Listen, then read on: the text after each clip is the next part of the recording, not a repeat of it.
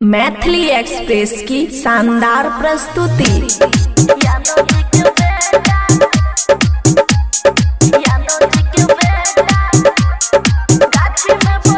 खुशी recording studio बलुआहा। टिकला तोर तोर खूबे खियाबै छै हे गई टिकला तोर तोर खूबे खियाबै छै। यादव जी के बेटा गाछी में बोलाबै छै। बम्बई माल तो खूबे चिखाबै छै। यादव जी के बेटा गाछी में बोलाबै छै। टिकला तोर तोर खूबे खियाबै छै। यादव जी के बेटा गाछी में बोलाबै छै। डीजे सुमित सतीश रईमा। यादव जी के बेटा गाछी में बोलाबै मिक्स बाय अमन अक्के।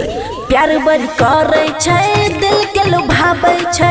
मीठी मीठी बातों में हमरा फंसाबै छै। मीठी मीठी बातों में हमरा फंसाबै छै। प्यार बड़ करे छै, दिल के लुभाबै छै। मीठी मीठी बातों में हमरा फंसाबै छै। आई लव यू डार्लिंग कहि के बोलाबै छै।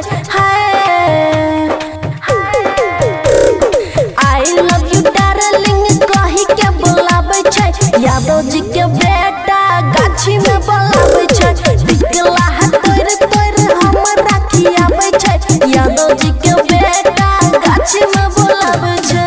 डीजे सुमित सतीश रईमा।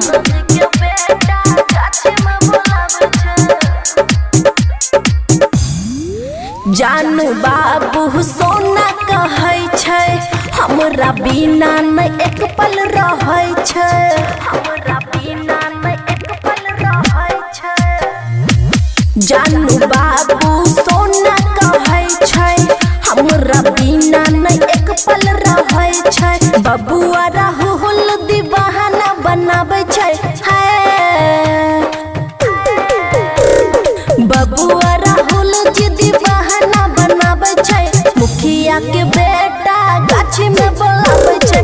टिकला तोर तोर खूबे खियाबै छै। यादव जी के बेटा गाछी में बोलाबै छै। खुशी रिकॉर्डिंग स्टूडियो बलुआहा।